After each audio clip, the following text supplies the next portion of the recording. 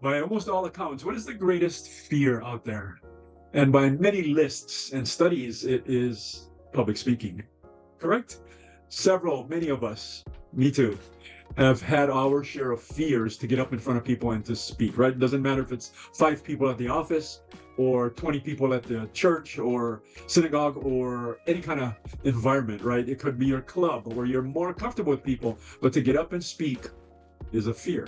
So I'm going to give you 2 tips on this, how I overcame my fear. So I've spoken lots and lots of times, and I do this for a living. My name is Al Batinga with Digitized Learning, and what we are is we're an education, training, and coaching group. And so on a regular basis, we're in front of people. Almost always, we're in front of at least 5 people, 10, 20, 30, 50 people. And I've been in front of many more than that overall. And so my 2 tips for you, number 1, is you got to practice. So when people come up to me, they say, Al, I got to do a speech. And I actually have to tell you, I am very fearful. And I will ask a simple question. Well, how many times have you practiced?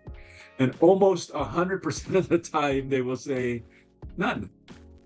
And they'll look at me quizzically like, no, I haven't practiced. And I said to them, you know what? I've done hundreds of these. And if I don't run it through once, twice, 5, 10, 15, 20 times, depending on the severity of the impact, I'd be scared. And so one of the ways you can minimize that is to practice. Get in front of people, get in front of your colleagues, get in front of your dog, get in front of the mirror and practice it once, twice, 5, 10, 15, 20, depending on the impact. If you were giving it in front of the board of directors, I would be practicing it 50 times. If you were giving it in front of your friends and colleagues, maybe 5, 7, 10 times, right? To get accustomed to it. So if you will do that, do not be surprised how your fear diminishes.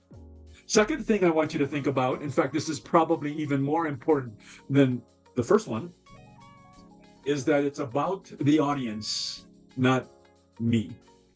And so when I get into the point, what if I make a mistake? What if I flub it up? What if I forget? What if I take it out of order? What if somebody asks me a question that I don't know? What if somebody in the audience is smarter than me? What if? And you just go through all of those things. Of course, we'd all be afraid, right? If you think about those things. But how about if you think of it in a different light, which is, how can I help the people in front of me? Whether it's 2, 20, 200, 2,000, how can I help them? In other words, take the focus off of me and put it on how can I help others? That flip of your mind, your mindset, your focus will change everything for you. It changed everything for me. I no longer look at myself and say, what if I fill in the blanks?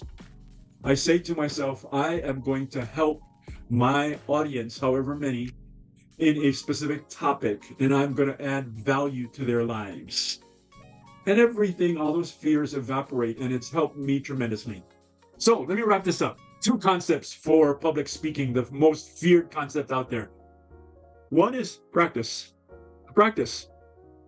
In fact, I'm Al with Digitized Learning, as I mentioned. Drop us your outline and I can give you some critique on that.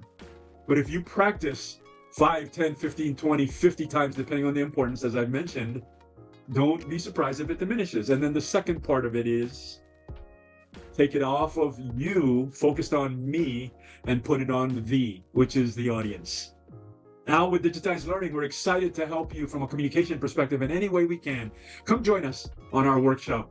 Have a great day.